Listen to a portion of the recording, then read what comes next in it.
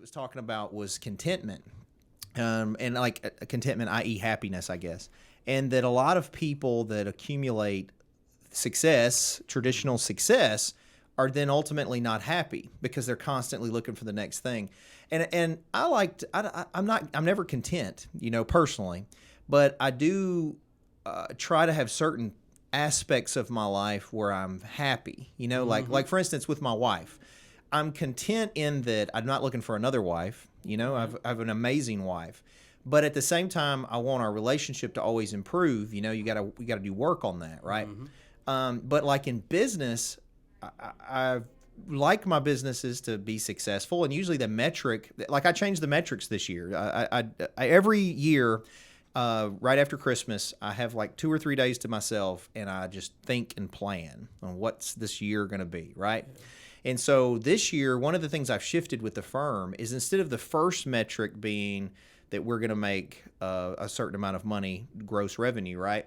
The first metric is customer satisfaction. And then I've discussed with the staff on what that's going to look like to hit that first metric. But the first and kind of it was influenced by the Go-Giver, is that the first thing I have to do is be better serving my clients, and then number 2 will hopefully be fulfilled because of number 1, right? Mm-hmm.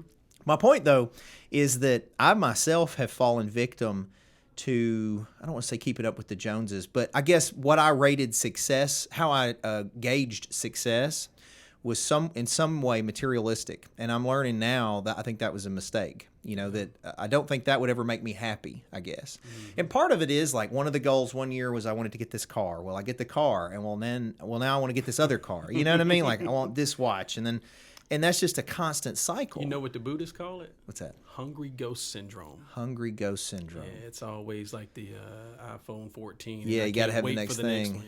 Yeah. It's always chasing that next thing, and it's a hungry ghost. I think you can't capture. I think it's dangerous, and I think I feel bad because I feel like in the beginning of where I started to maybe get traditional success, I was very flamboyant with it, and I feel like I may have misled some people that was the metric, that young people especially. And at this point, that was not the right metric.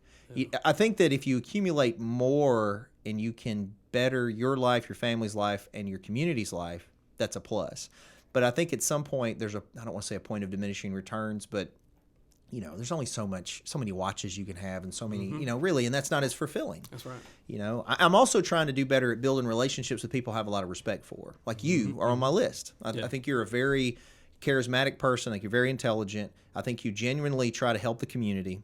And I think the way you think is progressive and smart, and it's just unique for around here. Not to say that people are idiots around here, but you know what I mean. Well, I was just on the phone coming in here with a pastor, and we were walking through back to this, this thing about the wealth mindset thing. It's not materialistically, but one of the things I'm going into this week is literally that. It's to experience this, to where you can be in a place of fulfillment, peace, call it happiness. There's got to be a particular environment and a circle of people. Mm-hmm. And God, I wish a lot of people could hear that. There are certain environments, as much as you want something to grow, it can't. Mm-hmm. Concrete's not producing crop. It won't. It can't do that. And so we know that. But the default is to like convince yourself that the trying and the struggle is worth it. Yeah. It's like, if I'm grinding, then it's good, and it's not good all the time, because environment is probably more conducive. So when you say, I really wanted to ask you, don't name drop or anything like that, but what types of people are you looking to bring into your circle? Oh yeah, no. So I've actually written this out. I had this a few months ago. I even talked to Jason Cannon about it. Yeah. You were on the list. Ed Doyle's on the list. Rod's on the list. I can give you the list. Yeah. I don't mind telling them because it's a positive thing, I think. And no knock on people that aren't on there. It's just, but what I wanted, last year, one of the goals I had, and we ended up getting so sidetracked with some internal things that happened in this business, was I wanted to get a group of these progressive-minded, community-centered people. Not politicians. Specifically, there's a few people that I think are great in politics, but I still feel like I just didn't want people that had encumbrances. So I felt like there were some local people that are leaders that if we got together and pooled our resources and brain power so much positive could come from it. Mm-hmm. You know what I mean? Mm-hmm. And yeah, I even had an idea. Like I forget what the acronym was, but had like an acronym, and I even designed a ring for it. Oh God! I thought everybody could get pinky rings. Yeah, no, I was all in. I was like, then they would know they were in the group, you know. But the whole point was this, to try to have sort of an altruistic group that's goal was betterment of the community.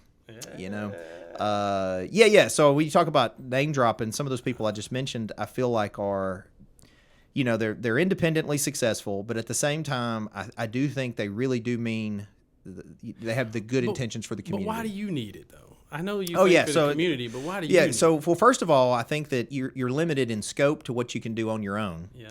So, I mean, alone you can only do so much good or bad, right? The second thing is I think you're the sum of the top 5 people you're around.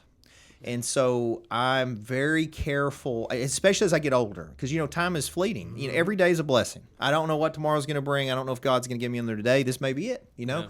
And I try to maximize each day. And so I try to not waste time on people that are negative or energy sapping. I try to focus my time on what's going to benefit my family, and my community ultimately.